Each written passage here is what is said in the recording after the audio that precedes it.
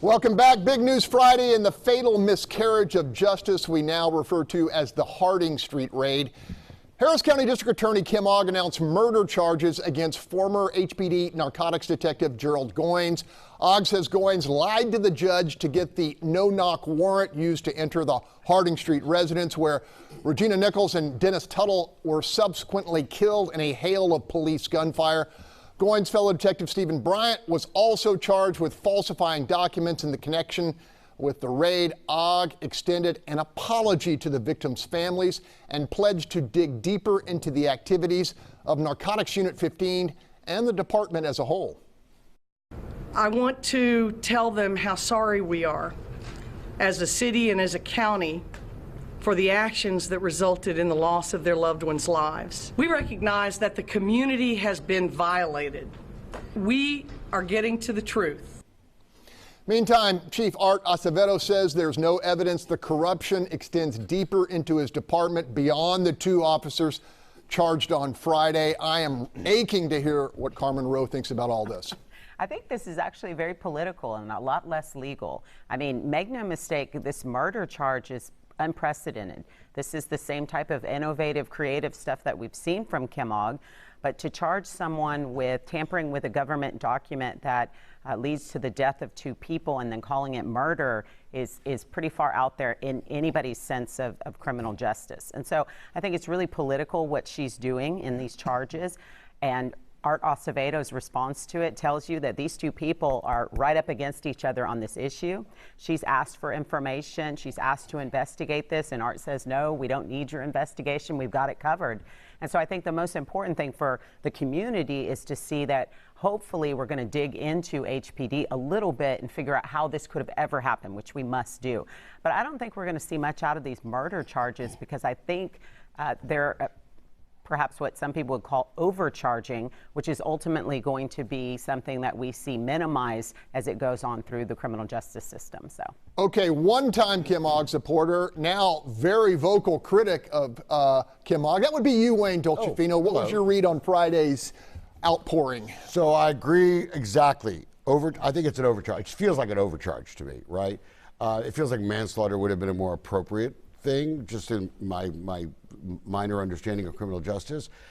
Look, the solution to these kind of narcotics problems isn't probably Kim Ogg or Acevedo, it's judges, right? Because judges sign these warrants, right? And if we start holding officers who lie accountable for perjury on these warrants, then I think it's one of the ways you avoid tragedies like this from happening. Okay, Tony, Kim Ogg alluded to some abuses that have gone on. Abuses that victimized communities of color. I mean, are you hearing anything about this? What's your take? Well, I think she's correct. The community feels violated. I think we're being too logical about this incident that, there's police officers that do great work every day. That doesn't make news. It doesn't make news if you de-escalate something or avoid confrontation or conflict. But these are some serious crimes that I think taint everything, every level of government. I mean, just basically, you've got police officers lying about who's a criminal, who's not a criminal, lying about who's an informant, lying about that they found drugs. All these are terrible, terrible acts. On top of it, you've got two people who are dead, 4 officers who are shot, 1 who is paralyzed. And really, for the city and officials to recover from this is going to take a long time. Now, maybe it's an overcharge. The problem becomes you can overcompensate by not leading to real changes and real processes that will prevent this from happening again. They've got to renew faith in some way, shape, or form. Bob Price, you spend a lot of time covering law enforcement. What's your take? Well, my position that normally is to actively support law enforcement. Clearly, in this case, we've got some corrupt cops that need to be dealt with. I would disagree a little bit. I think, if you go commit a robbery and a cop gets killed on the way to responding to the accident, you're responsible for that cop's death, and they charge you with felony murder. This is the same thing. This officer was engaged in a felony of falsifying documents, government documents, and someone died as a result of that action. So there should be accountability to that. There's more information coming out on this, and I think that one other thing real quick, Chief Acevedo was outraged that his department led the investigation on this. They came out early on and said, there's a problem here, we're going to get to the bottom of it. and deal with it. And Kim Ogg didn't say anything about the HPD investigation.